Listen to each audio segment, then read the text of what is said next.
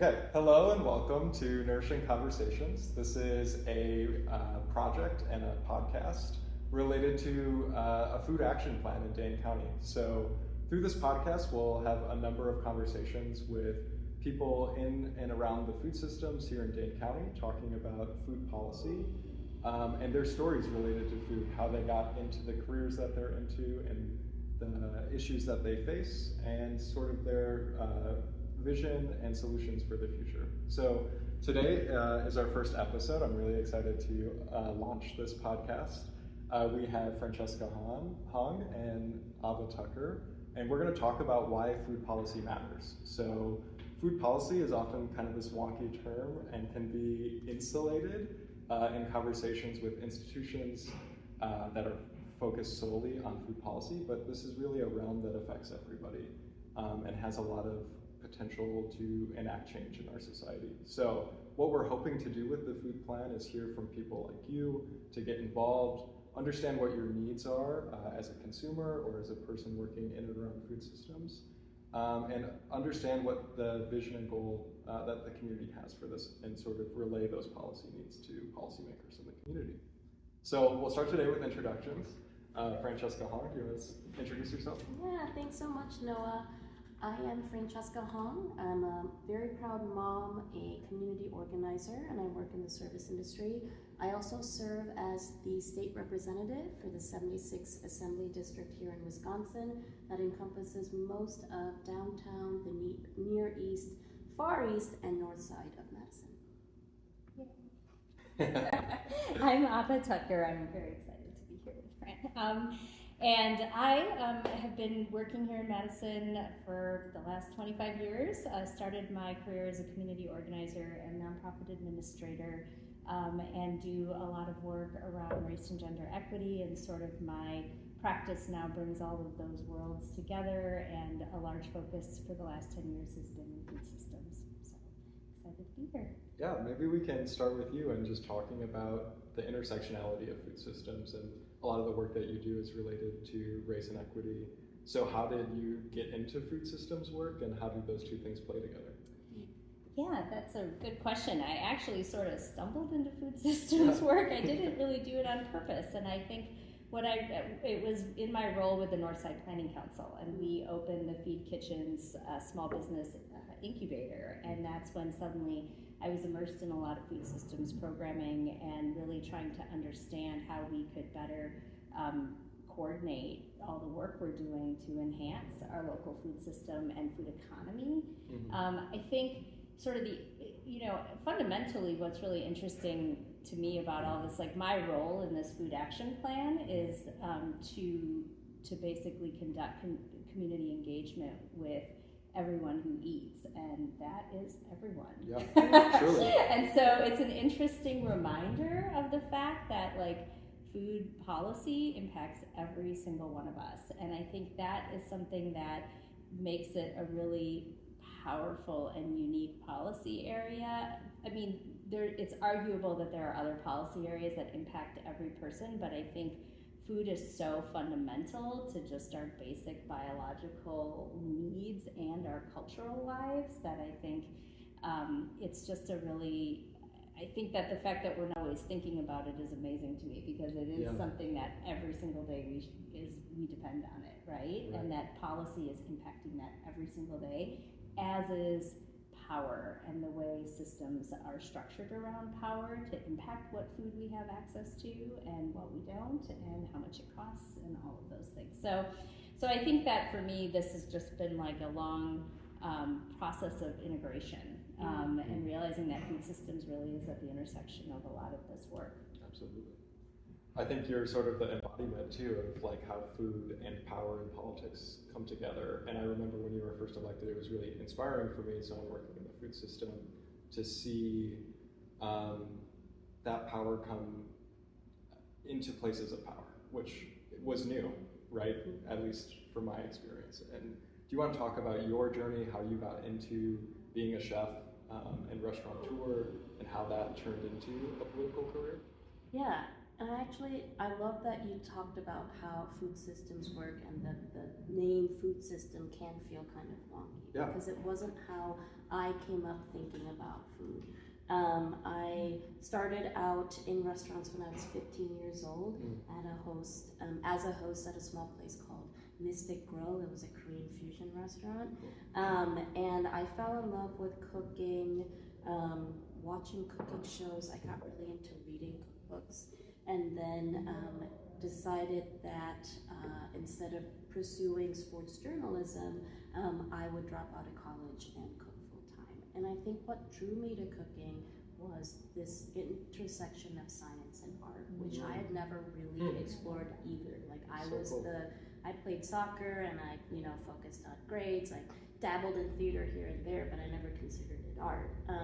But to be able to create things with my hands, and also needing to know the technique behind it.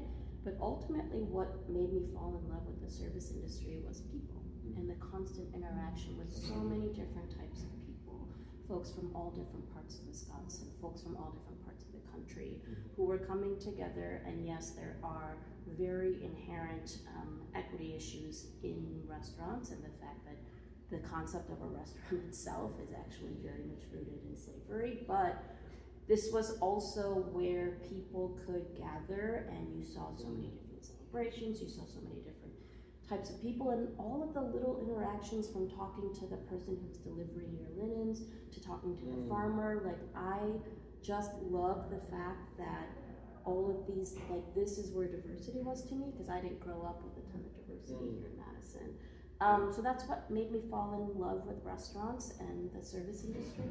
And then when I opened when we opened Morris Ramen back in 2016, it was at a very volatile, critical, crazy time in our country. And I realized that we could use this restaurant, which we wanted to feel like just a neighborhood home, whatever that needed to be for folks, right? So I wanted to make sure the person who was wanting to have a quiet lunch for themselves could feel just as welcome and safe there as, a birthday party, a first date, or even a breakup. But with the business and being, with the election of Trump, we realized that our space needed to be a place of activism, but also and community. And it could be both. And it could be both because we were a restaurant serving food and was this third space where folks could come in.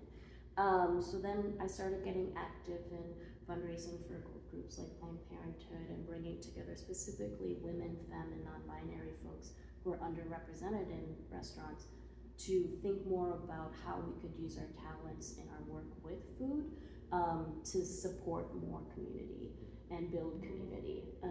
And I think that's what really, then another critical point with 2020 and the COVID pandemic, it made me think again about people, food, building community, and how everyone could participate in this building however they needed to. Because not everything's going to be a revolution being out in the streets for folks and getting involved.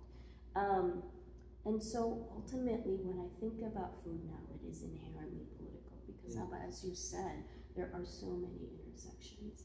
And if you think about food systems and food policy work, it's actually one of the most democratic ways to build policy that will impact everyone, because as you said, everyone eats.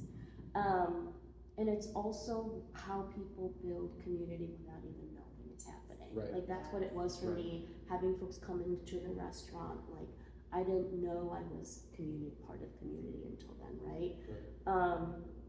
And so, especially in a time now where our democracy is at stake, and I would argue that the fate of democracy literally runs through this state here in Wisconsin, focusing on food systems and food policy is actually a way to get to, it's a call to action for everyone to get involved, which to me is the beauty, the core of democracy is participation, right? So whether it's, trying to figure out why the cost of goods at a grocery store is so high, whether it's trying to figure out, or just feeling the pains of paying for your kids' school meals, how to use benefits, calculating how much you can use, how much you can't use. Like, food policy, food is integrated to every aspect of our lives, and we don't have to think about it, which I think is why we haven't had government and systems that have centered food policy as a way to bring people together, because also our systems of government and the people in power often are more motivated to divide us. Right. So like for me, food is inherently political, food is inherently a way to strengthen democracy, and food is a way for people to actually not access and just chase power, but a way for us to build power so we can start changing systems of power. Right. Abha, I wonder if you could build off of that. This initial conversation we had that inspired this podcast was really about framing this food plan and food policy within a failing system. And sort of Fran touched on that quite a bit, and the ability for individuals to sort of participate in this democratic process through food systems. You'll be engaging consumers on this food plan. I'm curious how you see how people can get involved and what you think people can do to sort of change this food system or start seeing the changes in systems that they want to see. Yeah, absolutely. Well, it's interesting, right? Like, Fran, you and I met during COVID, and it had very much to do with what was happening to our food system during the pandemic. And we got connected because we were running a meal distribution program, and Fran wanted to donate food for that. And so we were able to, collaborate on that. But I think what was so interesting about that moment in time is, like, we saw what happens in a crisis to our food system, and every single person was suddenly paying attention to food, right? There was scarcity, there were supply chain issues, suddenly the things that we were used to seeing on the shelves disappeared. The grocery stores themselves weren't safe, right? We had essential workers who put their lives at risk for low-paying jobs that were expected to show up and serve the rest of us, right? So we saw all of the brokenness in our food system come to bear. We saw how restaurants and other retail spaces suffered during that, right? And so I think one of the things that COVID really showed us is the lack of resilience in our food system and how it is so vulnerable to shocks to the system, and that we really, and I think, so what's helpful about that now as we move into this food action plan is that memory is not old. And I think that can be motivating, and I think it actually has shifted many people's attention to the future of food, right? And especially now that we're seeing that also the impacts of climate change and international conflict on food, right? Like what's happening in Ukraine is affecting food supplies, it's affecting access, it's affecting all of us kind of in this ripple effect everywhere. And so when I think about consumer engagement, I think one of the most exciting things when we think about systems change, right, is one of the fundamental things that we need to do is, at least as much as possible regionally, is shift our focus from a food system whose goal is profit to a food system whose goal is feeding people, right? And if we can, through a policy design, a comprehensive sort of meta policy design, be consistent about that goal, and then the way that we make those shifts, when you think about systems changes, the relationships between the parts are critical, right? Like we've seen this happen when we have a really complex issue like hunger, for example. You tweak one part of it, and instead of fixing things, it tends to just ripple through the system and create changes in other parts, and then we get back to the same place we were, right? Like whether it has to do with the way we tweak benefits programs or whatever it is, we don't seem to move the needle. And in the end, it's because it's actually needs to be a coordinated effort between all the parts, right? And the relationships between the parts. So for people to get engaged now, not only do we want their feedback, but we want community to be built through this process. We want those relationships, not just between consumers, but consumers and producers and distributors and all of these parts to start talking to each other more. Absolutely. And the goal of, I think the really exciting part of doing it in a food plan is we're not just going piece by piece, policy by policy, but we can actually develop a coordinated vision about this shift and then engage everybody in that right after this thing we've been through that has taught us about like the vulnerability that we're facing. Yeah. And I think that vision part is so important because what it allows people to do is in different sectors of the community decide how they want to do the outreach of telling people the story or the policy through education or what have you of that vision. So take for example restaurants, right?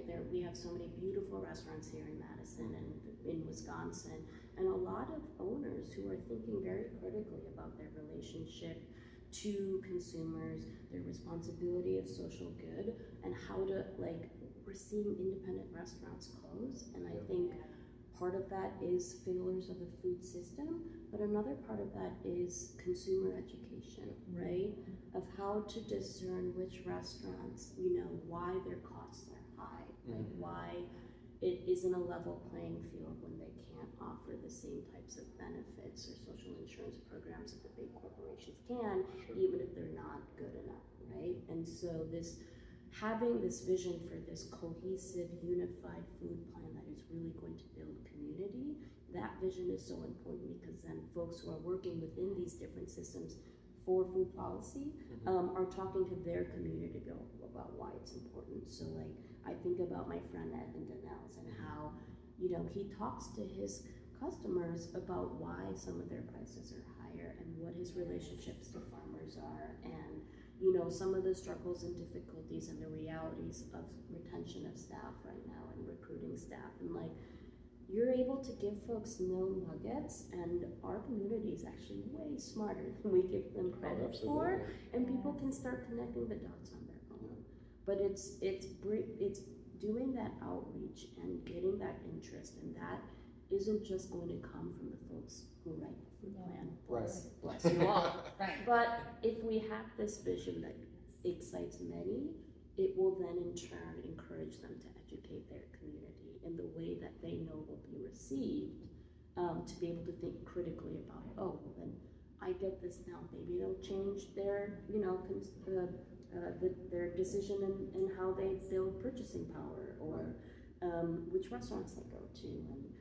And for systems changes, we have to have, as you said, like not just have ripple effects, but start trying to figure out where to change the way the waterways are going. Yes. I think a really interesting thing about working in food systems in Dane County is that we have a really strong culture and strong tradition related to food systems here. But on the other hand, there isn't a shared vision.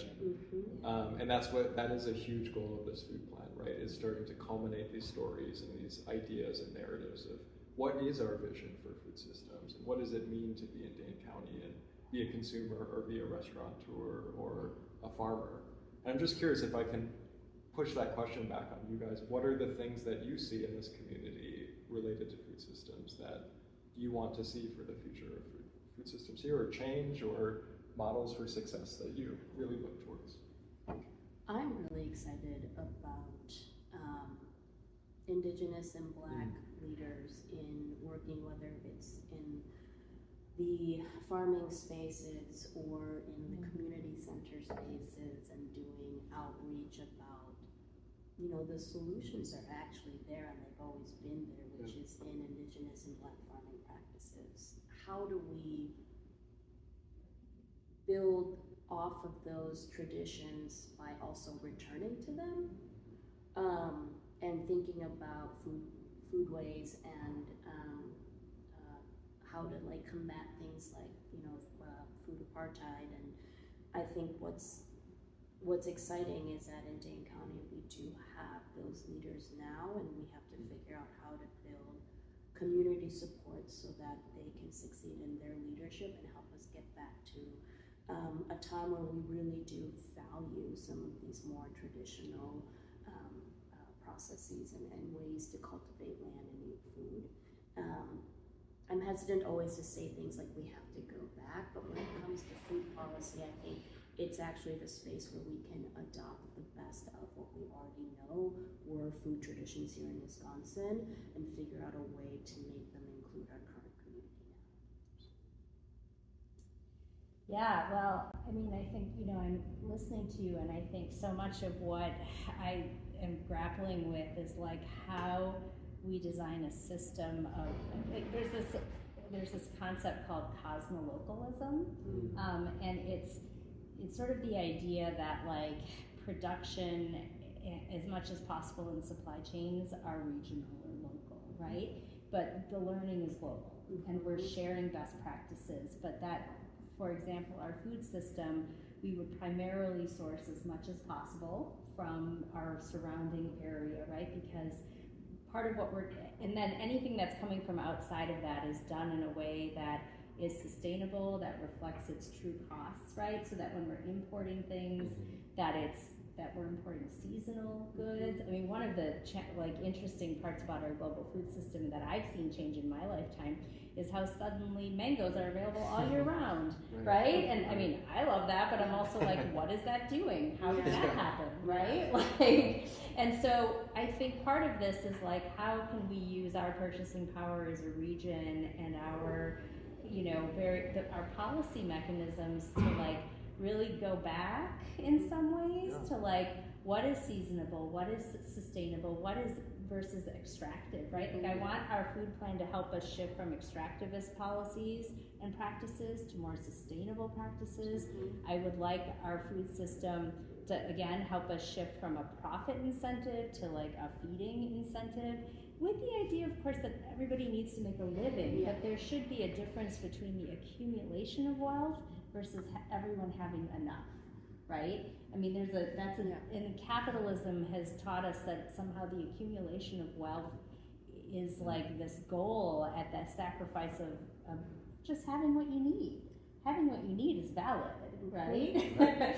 And so when I think about our design and the way we want our local food economy to work, I want it to reflect these values of like local, regional, global in these limited ways. And we're not going to change overnight, right? How these giant grocery store chains operate, but we might be able to shift people's purchasing power or purchasing choices, which which can be a leverage point. And so I think ultimately, like we were just saying, like this community engagement process is about coming to consensus on that vision and values so that people can apply, and like helping people think very intentionally about how to apply them in their daily decision making, right? So like if our plan even outlined, okay, if our value is sustainability, what does that look like for you as a shopper every day, right? How do you make your choices? If our value is regional and local food, how does that, right? So I would love for us to even have that, so that we're not just, there's the level of policy, but then there's the level of culture change, and like to be providing some of those, so that's some of my hope for this plan. That's amazing. I'm curious too, at a policy level, so once we set that sort of vision and those priorities from the community, how does that translate, as a policymaker yourself, how does that translate to you in places of power into policy? Well, I think food has the power to bring together many perspectives. Sometimes I question why certain perspectives wouldn't want to center feeding children, but in terms of taking that input from the community and putting it into policy, I think most everyone wants to have a policy that's going not just to impact themselves, but their entire community. And so when I think about policies like making sure that there's healthy school meals for all of our school children, regardless of what school you go to, that is actually a policy that would improve the lives of almost everyone, regardless of if you have kids in school or not. And I think it's because, again, it gives people more purchasing power because they are saving money knowing that their kids are safe, healthy, and fed in their schools. And so that's not just even like relieving families of the financial burden, but also making a lunch for your kid every day is stressful. Absolutely. There are little things that we can do in, like, the policy can impact so many different relational aspects of your life. And we can do, like, food policy is one that encompasses the most, I think, the most diverse impact. And I know that right now, the folks who are working deeply in our systems, the farmers, the restaurant workers, the people in land use, and everyone else that is connected to food systems, like, the work is really hard. Yeah. And I think what we need to be careful about when crafting this vision is understanding that currently implementing that is there's going to be always this tension, right, of the folks who are working in it and the folks who are talking about it. Right. And I think when it comes to policy, it's very important that we center the policy based on what the folks who are living in it tell us they need, because ultimately what they need is probably what everybody else needs. We just don't know it yet. So when I'm talking to school nutrition workers, when I'm talking to folks who are serving our kids in the cafeterias or gyms or wherever the kids are getting their food, to the farmers who are like, we don't have places to process and store all this produce. Right. How much is going to waste? There are all these other aspects that it's incredibly important to take into consideration, and then in a very empowering and respectful way, which is, signing things like this into law, like Healthy School Meals for All, recognizing that is like the bare minimum that I as a policymaker should be doing. And that the real work is in supporting those folks who are doing the actual real work. Right. And so I think when we have more policymakers who are thinking like that and recognizing the work in gathering this community input, and that it has to center the voices of the folks who are center at it, valuing lived experience really only matters if they're the first people to be impacted by policy.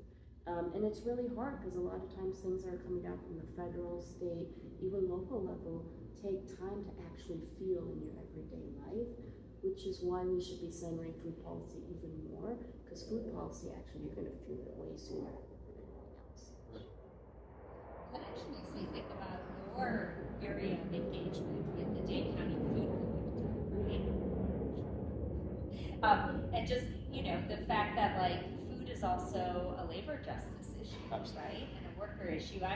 Is there anything you want to say about that? Because I'm Sure. actually really curious about, like, how you see this through that lens. Yeah. Do you mind rephrasing Yeah, the for sure. question? Yeah, no, I was like listening to what Fran was talking about, right? How we really need to be integrating like the lived experience of people working in the system. And I know, Noah, your area of engagement for this plan is with food workers, food service workers through the Dane County Food Collective. So I'm just curious, like, where that fits for you. Yeah, I think when Fran was talking, it's exactly like that's the issue that is front of mind to me. Is like, how are we supporting the people who are actually doing this work? Because we can enact policy all day, but the reality is, if the people who are carrying it out for us are burning out or going under, like, it's not going to make actual change in the community. And what we've seen through the Dane County Food Collective over and over is this conversation, sort of like contextualizing where the industry is at post-COVID, right? We just went through this entire shock to the system, like you were talking about, where at every single step, businesses were just disrupted, markets were disrupted for farmers, consumers were disrupted in what was available to them and the price of what they were purchasing things at. There was a bunch of sort of Band-Aid policy that was put up. Some of it was innovative, some of it really made meaningful change in this community. One of the things that often comes to mind is the CARES Act funding that went towards emergency food systems to buy local food. Yes. That completely changed the markets for local food here and provided a sustainable market for farmers, which was really necessary. But something, restaurateurs talked about was, where was our program? Where were we? We could have been processing food, distributing food. They were left out of that conversation. And coming out of COVID, restaurants are worse off than ever. We're seeing all of these restaurants close, and so many of the ones that are still open, the stress levels of dealing with debt that they occurred during the pandemic, or just retaining staff, or whatever it is, I'm really afraid that we're going to lose our strong local food culture here, because I really see restaurants as the institution that holds it all together. because they're holding the space for people, that third space that you were talking about. Morris Ramen is a great example of that. But also as an educator and sort of a window into what is possible when we source our food from these incredible growers who are doing really innovative, meaningful things and taking care of the land. And it's hard not to be discouraged a little bit about where we're at in our current state.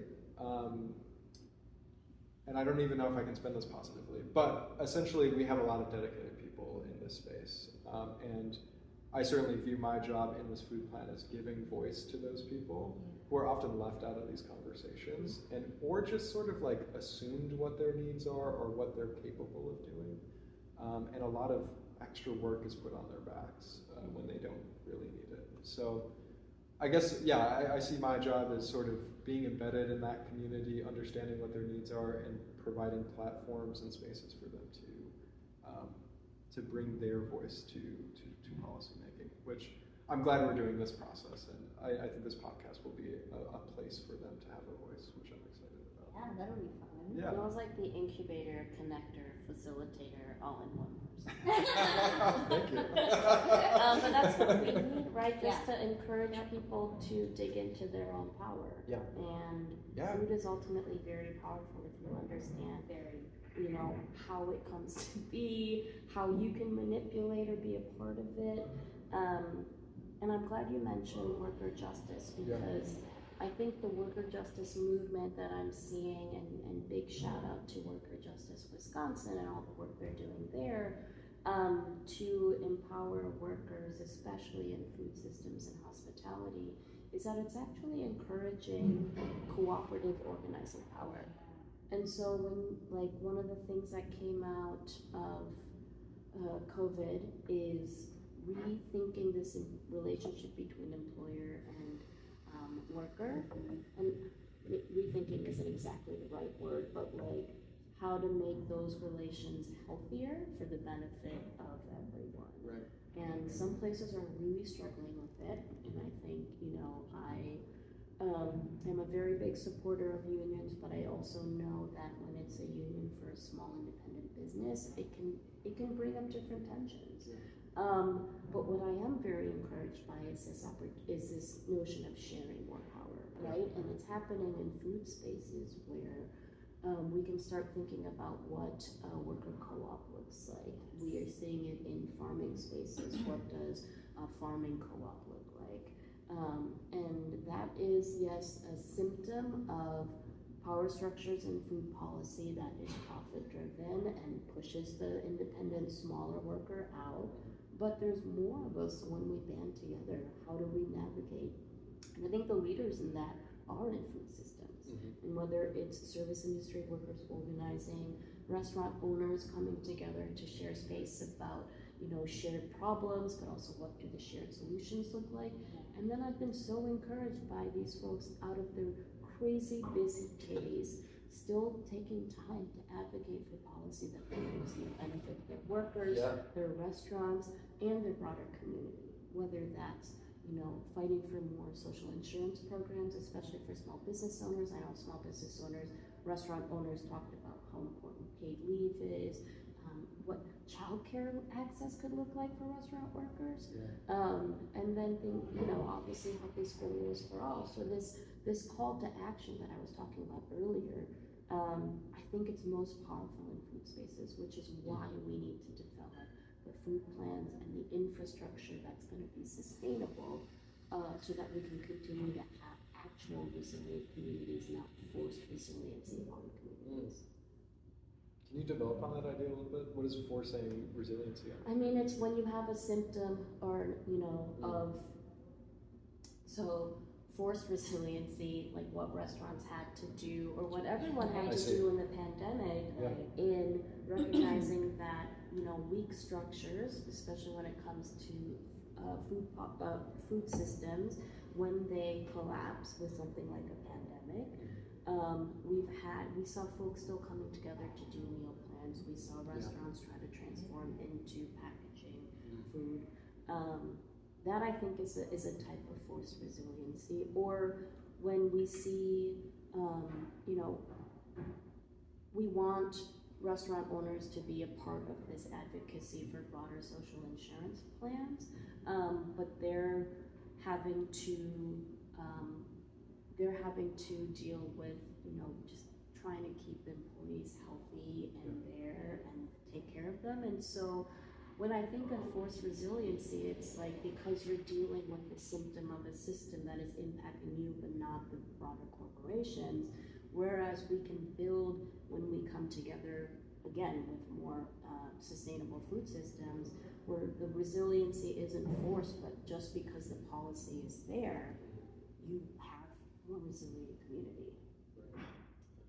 That's so interesting. Like, I am listening to you and to you, Noah, too, and just thinking about, like, I keep coming back to this thought in my head about how I feel like as a society we need to recalibrate our ideas about what food should cost and the value of food. Like, I think we've gotten so used to cheap food that, like, we forget all the externalities that aren't being covered by the prices that we pay, right? And including, like, employee health insurance and paid leave, right? And including all the environmental degradation that happens in corporate ag, and I just, food probably costs a lot more than what we pay for it. And then yet we live in this system where people already can't afford food, they can't afford housing. I mean, their monthly expenses are beyond them. And so this is where, to me, policy comes in, because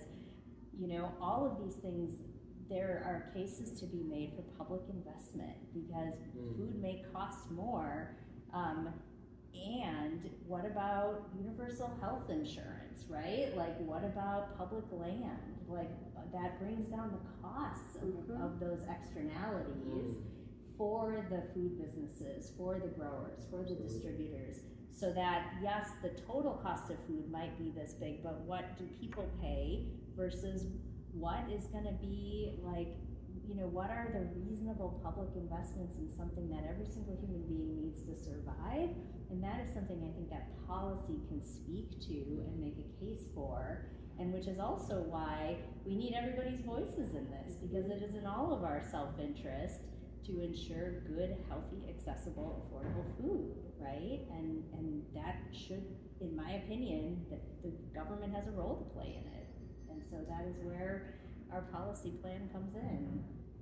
So we should be able to build resiliency from this place, right? Not from a place of artificially low prices, not from a where place we're at now. of absolute labor abuses for low-wage workers. We still have a tipped minimum wage of $2.33. We have a sub-minimum farm wage of labor, $2.33. right? Farm laborers, and our farmers are small business owners too. Absolutely. And so for them, it's difficult to provide, if you're a farmer, all of your employees the benefits that would help them stay healthy and would encouraged and motivated to stay working for you. And it's like this, I think that to me is actually more forced resiliency now I think about it. I'm trying to remember why I think like that is because for me, we heard resilience all the time. We still hear it.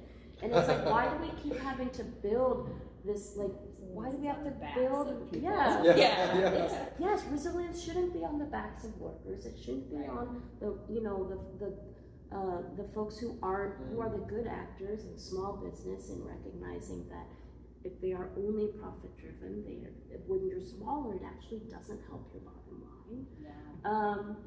And again, the artificially low prices for food, I think, is actually the embodiment of forced resilience, because those food prices go up. The first people to be most impacted are the ones who know exactly how much money they have, whether it's from their SNAP benefits or from working multiple jobs. And it's to me, all of us should have access and agency to determine when I have to be resilient. And the forced resiliency is when the systems are working only for the wealthy few, so everyone else is forced to be resilient.